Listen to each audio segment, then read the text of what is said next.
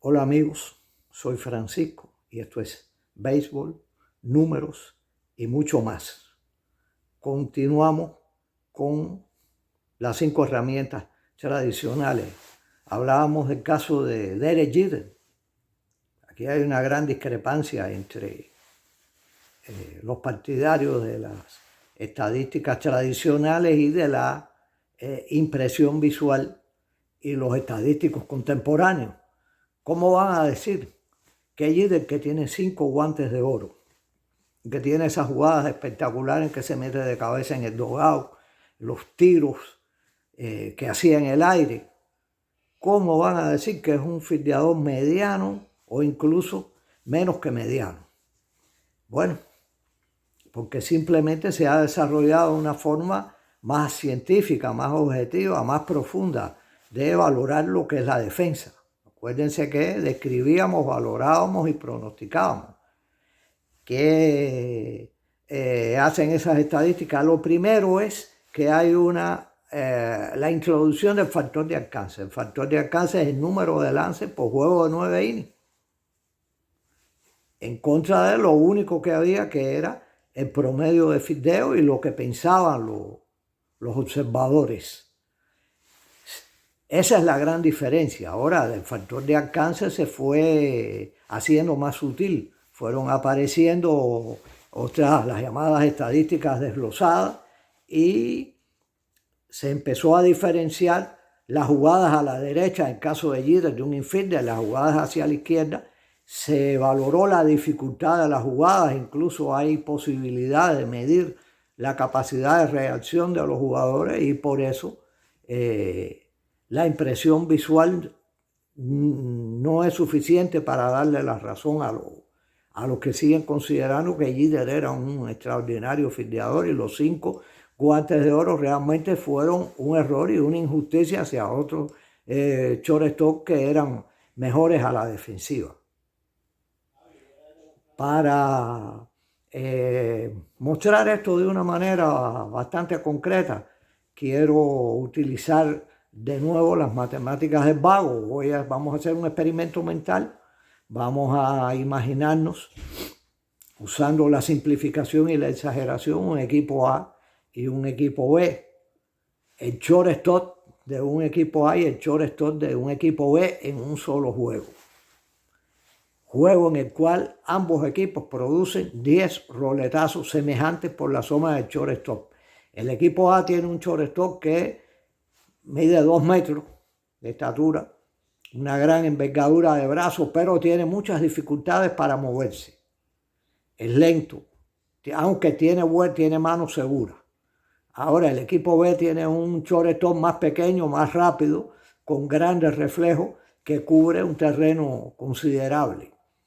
Podemos llevarlo ya al terreno de la ficción. El torpedero del equipo A es un gigante atornillado al piso. Imagínense al monstruo de Frankenstein con buenas manos para fildear. Y el otro es un enano saltarín que casi no se ve de la rapidez de sus movimientos. Bueno, los dos equipos producen 10 roletazos. El gigante o el monstruo de Frankenstein capturan los 2 roletazos que van por su posición, que no tienen que moverse prácticamente, y tienen un promedio de fildeo de 1000. El jugador ágil o el enano saltarín le llega a los 10 roles, pero comete 2 errores. Su promedio de fildeo es 800. Según las estadísticas antiguas, había una ventaja para el fildeador lentísimo. Pero el otro fildeador con un bajo promedio ha interceptado una cantidad de bolas, ha impedido que se vayan a los files y que se le envasen a su equipo. Claro, es una simplificación. Lógicamente no podían ser tan tontos los scouts anteriores para no darse cuenta de que también había cubrir terreno. Lo que pasa es que no lo habían racionalizado, ni lo habían incorporado como un elemento estadístico. Bueno, hasta ahí voy por encima de la defensa. Ahora vamos al brazo. El brazo es el más sencillo, la más sencilla Herramienta tiene dos elementos, potencia y precisión. Aunque si vamos a hablar de potencia, también hay que hablar de una capacidad para soltar la pelota rápido. Es cuantificable también, puesto que los jardineros, en el caso de los jardineros es bien cuantificable. Los jardineros que tienen buen brazo tienen muchas asistencias y muchos doble play. Sobre todo al principio, después la gente les coge miedo y bajan esas cifras, pero no bajan esas cifras porque ellos hayan decaído, sino que bajan esas cifras porque los conocen y le tienen el respeto. Después viene el corrido de base, en la velocidad. Bueno, hay una velocidad en bruto que es la velocidad en sprint. Ya hay otra velocidad que es un poco más técnica, que es la velocidad que depende de la habilidad del bateador para moverse junto con el swing, soltar el bate y llegar de home a primera. Y hay otras dos de tipo táctico, que depende mucho de la inteligencia y la observación, la velocidad para coger la base extra. Y hay la velocidad más evidente, que es la de robo de base, que también puede ser engañosa. Aquí tenemos a un jugador como Josh Naylor, un hombre corpulento que está entre los corredores más lentos de las grandes ligas, y en la temporada anterior robó 30 y lo cogieron 2 veces nada más. Bueno, ahí terminamos con las 5 herramientas. Estoy seguro de que no agotan ni mucho menos el arsenal que nosotros necesitamos para hacer nuestras operaciones de competencia con los dueños, con los managers y los periodistas y todo eso. Entonces yo pensé en otras 5 y les había puesto un nombre pretencioso, herramientas adicionales, instrumentos de análisis. Nada, instrumentos de análisis son todos. Vamos a decir que son 5 herramientas más. ¿Cuáles son esas 5 herramientas? Pues la primera, la personalidad del jugador. La segunda, la durabilidad. La tercera, su rendimiento en la recta final. La cuarta, la versatilidad. Y la quinta, la más complicada, edad y trayectoria. La personalidad, evidentemente, un pelotero no es un saco de números ni una colección de tablas estadísticas, aunque ellas nos enseñen mucho a su vez sobre ese ser humano. Es un tipo que tiene emociones, que tiene inteligencia y que tiene cualidades positivas y negativas. Puede tener el empeño, el espíritu de equipo, hasta la simpatía. Y puede ser un jugador que disocie, un jugador muy individualista, un jugador con tendencia a la protesta innecesaria y hasta cierto tipo de violencia. Y por supuesto, la inteligencia, imprescindible en un deporte tan complicado como este. Vamos a ver el ejemplo de unos cuantos jugadores. Primero, los dos más prominentes de la actualidad, Ohtani y George. Ohtani, un jugador que ha hecho algo único, no diríamos que único en el béisbol contemporáneo, porque hay otros ejemplos a principios del siglo, independientemente de Babe Ruth, sobre todo en el béisbol negro independiente, gente que podían ser lanzadores y podían ser grandes bateadores también, pero en el béisbol actual, con las exigencias que hay, realmente hacer lo que hace Ohtani, nada más que el desdoblarse en lanzador y en bateador, le cuesta una distribución de las horas de entrenamiento y de práctica que es muy difícil hasta imaginarse. Pero bueno, Ohtani, un japonés, lo vemos en el banco confraternizando, lo podemos ver gracias a ese lenguaje de la televisión contemporánea, lo vemos confraternizando ahí en el banco. Lo mismo con los americanos que con los latinos.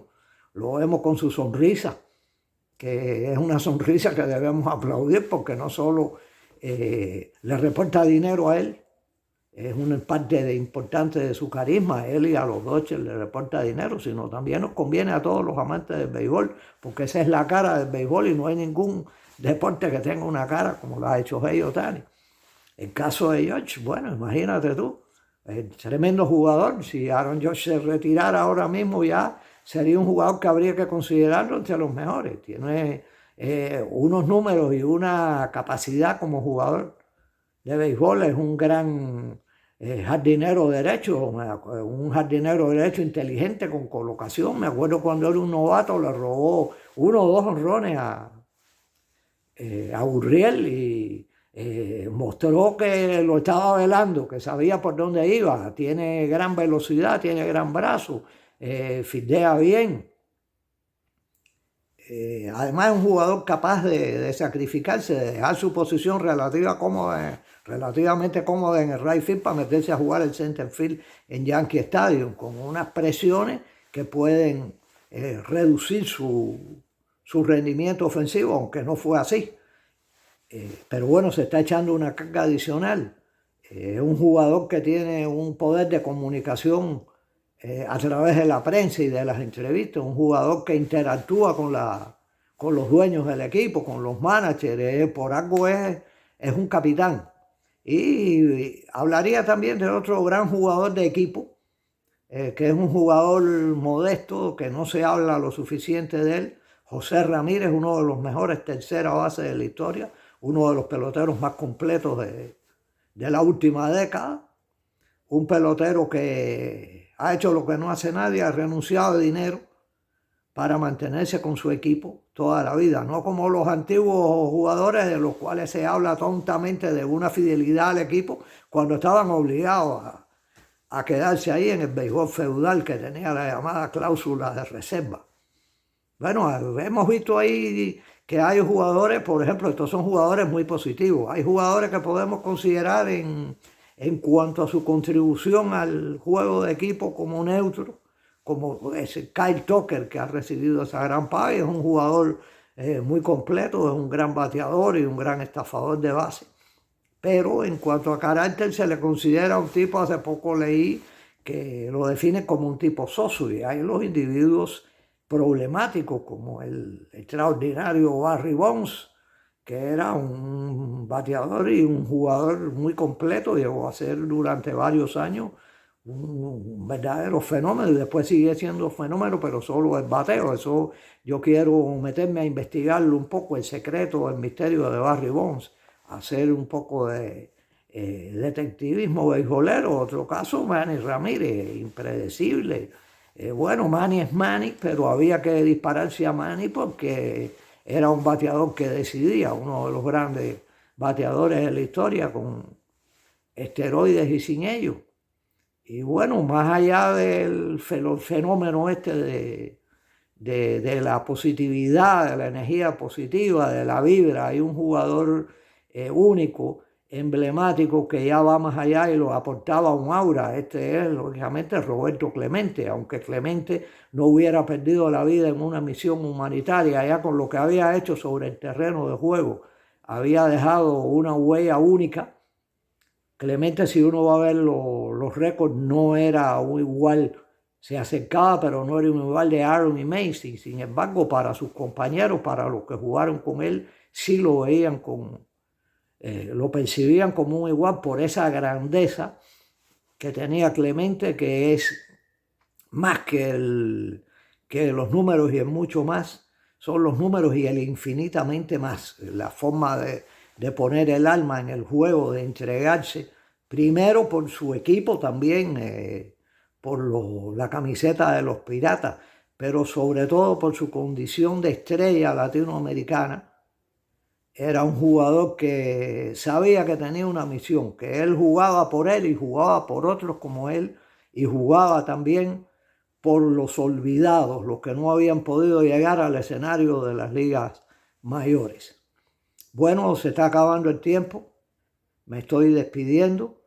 Quiero que den clic en la manecita para arriba, quiero que compartan, quiero que lo recomienden y sobre todo les pido comentarios para que esto sea un diálogo.